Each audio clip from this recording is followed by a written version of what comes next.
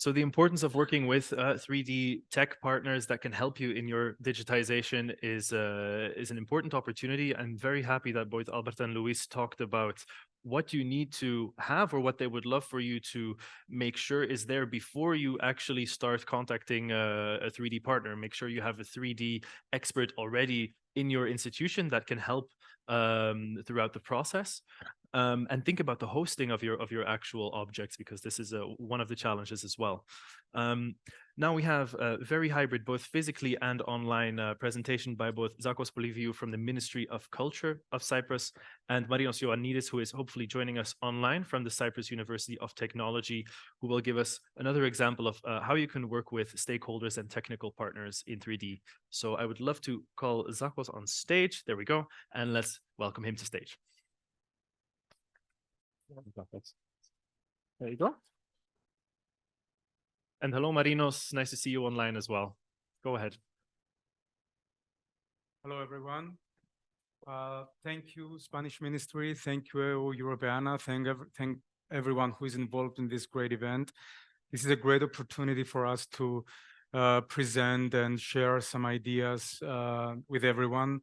We're definitely here to get knowledge, give knowledge. And I was quite impressed this morning about Fulgen's saying that we're still, right now we have the Twinit project, which is a great opportunity for us to start evolving something, the 3D technology, start bringing into life, start bringing into cultural heritage institutions in each country. It is very important for us to understand that right now, this is, for some countries, this is the pilot stage, and everything we do today will have an impact on the generations to come. And it is very important to understand and to cultivate the idea that all cultural heritage institutions today are working on something that will be exploited in 10, 20, 30 years, maybe, from future generations. And the work that we're doing today has to be so concentrated on what we have, on the technologies we have today, and how the future generations will be able to make this, all this knowledge and all these items and all this data available for the general good. In Cyprus right now, we have established the Cyprus Deputy Ministry of Culture. It's a newly established deputy ministry. And right now we're in the process of putting all cultural heritage institutions under one umbrella, which will be the deputy ministry. We're now in contact with everyone, and Twinit is a great opportunity for the deputy ministry to start this partnership and this collaboration with everyone. And we're definitely very excited in allocating some fundings and see all the process and all the ideas that they have to give us. And I'm definitely sure that by the end of Twinit, we will have some great results to present. Now, without further ado, I'm going to give the stage to Marinos, who is going to go on some in-depth analysis of the work that we're doing. And we are here for the rest. Thank you.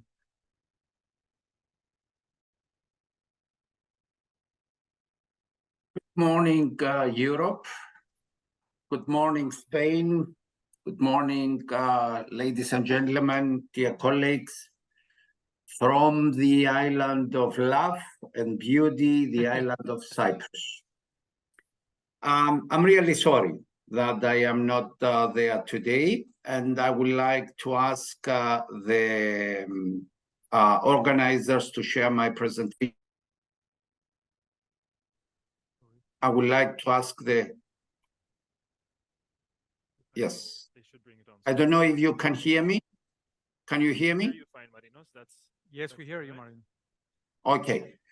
So good morning, Europe. Good morning, Spain, dear colleagues, ladies and gentlemen. It's a great honor to be again as a panelist at the presidency event organized by Europeana and the Spanish Presidency. Who we are? We are coming from the Cyprus University of Technology. We host the UNESCO chair, and now our name is Mnemosini, the mother of the muses. The 10 ladies had a temple named, which is well known worldwide, a unique word inherited from the ancient Greeks, museum, a space to hold the knowledge. And here is where we start, digitization. Next slide, please. Yes, you should. Yes, and we digitize now knowledge. And what does this mean? Is the memory of our parents. And why? Because in front of us are the eyes of our children. And that's the two-dimensional version of this memory. Next slide, please. But we digitize also 3D. And why? We heard several times, monuments under risk, under threat, is also part of the recommendation for 2030 and so on. Here is a map of Cyprus, an official one from the Geological Department of the Cyprus government. And you see the red zone, the island is moving. Next slide, please. And if you see, we started working, we started the digitization, and we digitize whatever it is in the southern part, and we move so that we covered all these unique 3D monuments. Next slide, please. Now, you may still remember the last presidency, and I'm going 6 months backwards. The day when the Asinu Monument celebrated, that was the presentation of the Asinu Monument, the last presidency. Greek Orthodox Easter, it was a big coincidence. Also, the monument, the International Monument Day from ICOMOS. 18th of April 2023, and now is the 17th of October. 6 months passed away. Let's see. Next slide, please. And here is breaking news coming from the impact of the Swedish presidency. From this, what you did, and congratulations once again, but you will see it now. Next, please. Accelerating, first word in the title of your event, accelerating 3D. Let's go and see. We received an official invitation from the Swedish government due to your event, due to our presence there, to digitize the world's largest collection of Cypriot archaeological objects outside of Cyprus. Next, please. That's etc. 18,000 archaeological objects, of which 65% of them, or 2,000 objects, may have been ended in Sweden. Yes, please, next. And in addition, 9,000 glass negative photographs. High quality, or very high quality, as well as numerous maps, drawings, and illustrations. Next, please. And almost all the information can be accessed online via the Carlotta database. Next, please. And just to get an idea of what it's all about in this collection, here is an overview. Next, please. And Carlotta database, it's available, it's online, it's by the Swedish Department of Antiquities. And here is where we're going to help and support with the EUreka3D Mnemosini project, with the EUreka3D. As an extension, Antonella, that's breaking news. I didn't manage even to inform you. And of course, the UNESCO chair on digital cultural heritage, which we host here at the university. Next, please. Next, an open call to now the Spanish presidency. Please follow the good example from Sweden. It could be that you find some Cypriot artifacts over there. You know that it is the digital transformation, is the digital century. And now we can talk also about the digital repatriation. Not only the repatriation, yeah? Next, please. And of course, the Belgian presidency has 9 months to prepare, and we are coming to Belgium. Next, please. Working with stakeholders and 3D technical partners, this is what we do. And not only that, we go even beyond that. We are working with the Deputy Ministry of Culture, of Tourism, of Research and Innovation, focusing only in the domain of digital cultural heritage, having only one mission. It's all about the knowledge of the past. And it's why? Because it's a user-based digitization and modeling. And it's not just the memory twin, it's not only the digital twin, it's going beyond that. It's the memory twin that we are going to create, or we would like to create. So that's what we are saying, the holistic digital cultural heritage. Yes, please. So who are the main stakeholders here on the island of Cyprus? Deputy Ministry of Culture, Department of Antiquities, Church of Cyprus, the Bank of Cyprus Cultural Foundation, the second biggest, let's say, owner, the communities and the municipalities, the UNDP, United Nations Development Program. And what this UNDP is doing in Cyprus, you may know or not. 50 years ago, we had in Cyprus, almost 49, the first war in the EU, and that was on the ground of Cyprus. And Cyprus is divided because of the Turkish occupation to the island. UNDP is now in charge to take care of bicommunal projects so far as what? The restoration, renovation, protection of cultural heritage monuments in Cyprus.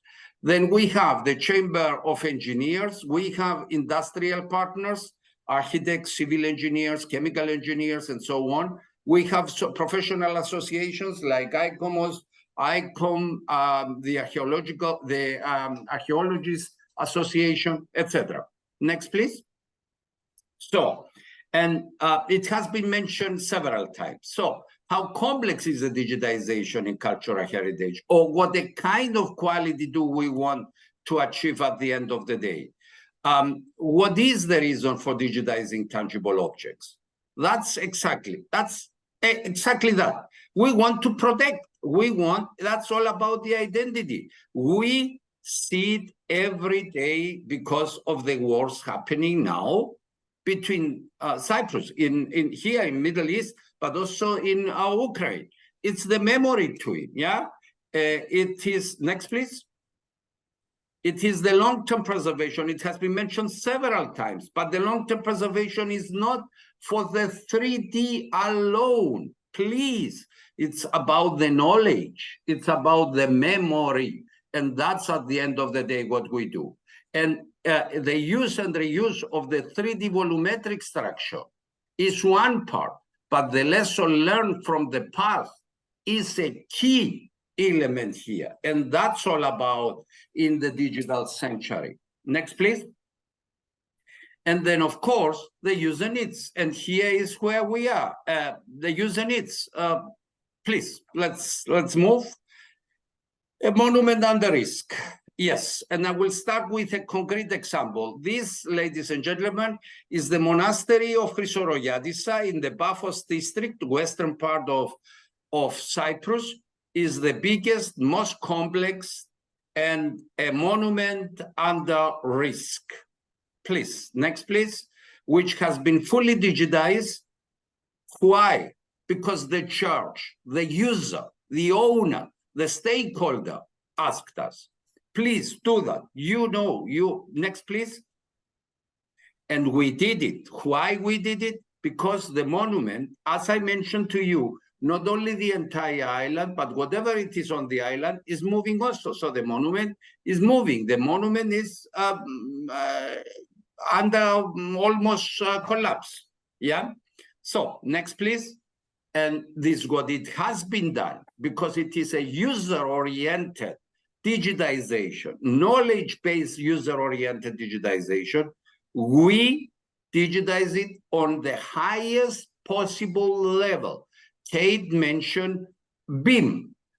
We say heritage BIM, and we changed the heritage BIM, and we created out of that the holistic heritage building information management system, which is bringing the entire knowledge in a semantic one database to do what? To help and support those in need. The Church of Cyprus. The priest in the middle was on that time, a year ago, the Bishop of Paphos. Now he is the Archbishop of Cyprus. So working, and the ladies to the right-hand side of the screen is the Department of Antiquities. On the left-hand side, the engineers. So you see here, from the industry, from the specialists to the owner, to the stakeholders, all together working to bring what? One only goal in life, which is the preservation, the protection of identity. Next slide, please. Now, working with stakeholders and 3D partners, here, voila, the monastery, when we did the digitization. Next, please.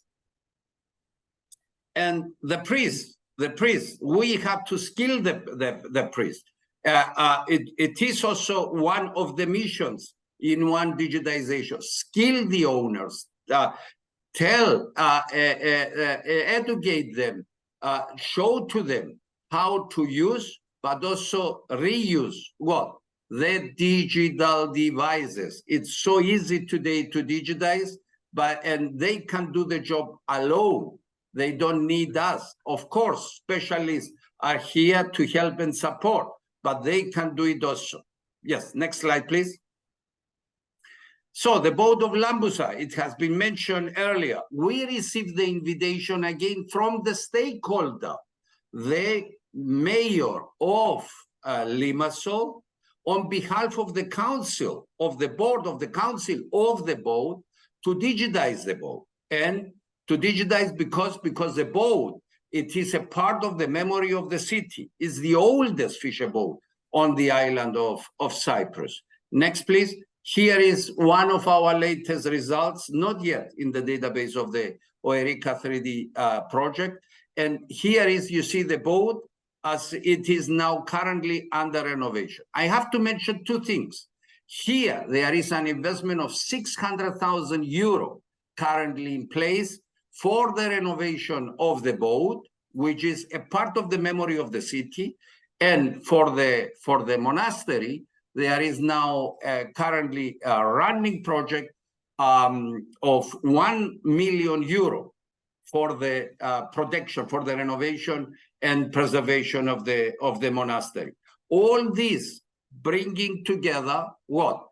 Digitize, hand over to the owner, in a holistic one approach, knowledge-based, user, taking also into account their needs, so that it is usable in such a way so that the object can be protected, renovated, preserved, and so on. Next slide, please. And of course, here, the user community. You see, it needs to be user-oriented. The language, the knowledge that you need to bring together, it has to be readable from an architect, from a civil engineer, from a chemical engineer. All those people need to have their language in place. The architect reads two-dimensional, three-dimensional drawings. It needs the civil engineer understands the structural as well as chemical analysis of the materials and so on. The historian reads this knowledge in a totally different way. And here is the challenge of the 21st century. And this is another one, let's say, way to move so far as the data space in Europe concerned. Next, please. And of course, another one example from the Asino monument, which I presented in the last presentation in 6 months ago. You see here, if I digitize, it needs to be user-oriented in the highest possible quality so that everything is in place and can be used and reused. So there is no risk that if I digitize a three-dimensional structure, this whatever it comes at the end is not going to be used. And it's not just only for the screen. And for that, it has been mentioned by Fulgencio, it has been mentioned by several other colleagues, the EU study on quality in 3D digitization of tangible cultural heritage. I posted that the link a couple of times in the text. I will post it at the end of my presentation once again so that you have it. And please visit, please download the text. It's going to help and support a lot of the currently in place, but also virtually participants. Several of the questions that you posted here can be answered if you read this document. It's under open access and it's available for you. Next slide, please. And one of the monuments I heard, which quality are you going up? We can go up to the highest level of quality. There is no problem to that. The issue is how much it's going to cost us and how long it's going to take. And it depends also on the complexity of the object as such. And here, this example is under HHBeam LOD 400, level of detail, as the European saying, and level of development, as the American saying, that we are using different languages, different continents, of 400, where we take into account the geometry as well as the pathology. And all this together, plus the story, the intangible, bringing them together in an accuracy of 1 centimeter, maximum up to 1 centimeter in a monument like that, that's wonderful work. Thank you. Next one. And of course, the study, and the next one, please. Thank you very, very much. Thank you, Marinos.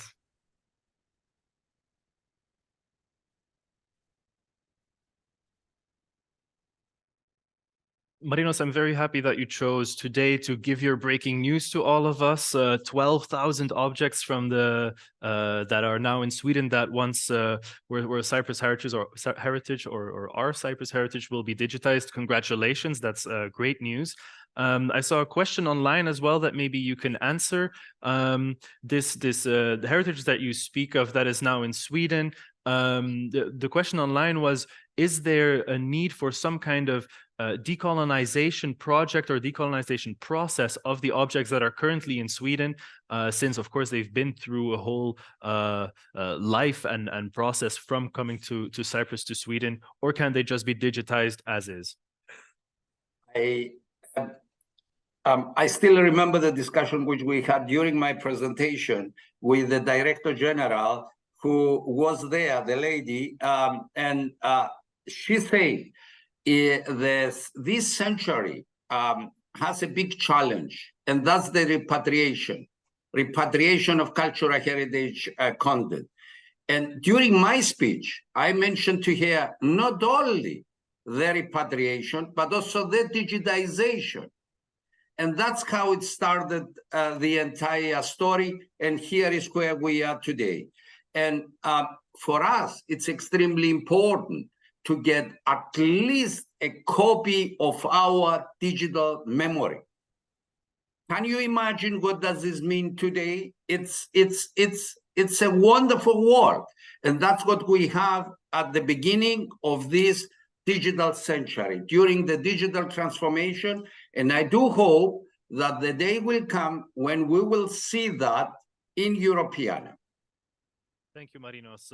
Repatriation as a way to decolonize, give back, digitizing something in a way to repatriate it to its home country or where it once originated is indeed a wonderful world. Thank you again, Marinos, for your presentation, and Zachos. Let's give them a warm thank you. Just wanted to say that the key to a successful implementation of a 3D project, one of the most important keys is the alignment with the technical partners.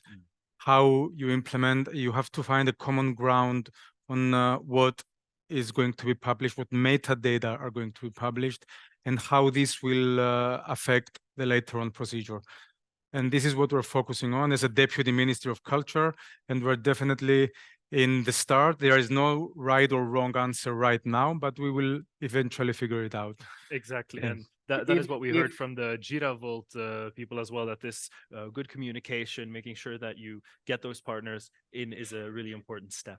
Exactly. So If I just say for a couple of seconds, only a couple of seconds, another very breaking news from Cyprus is that after the successful project with Lambusa, which is going to land in or arrive at the board of Europeana very soon, the municipality of Limassol offered us 7 PhD fellowships for what?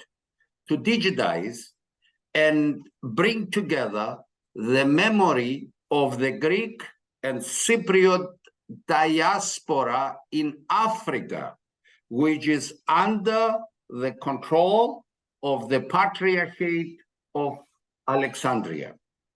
That's also breaking news. We received the letter. Thank you. With this breaking news, I think this is a perfect time to thank them once more. Thank you so much. Thank you.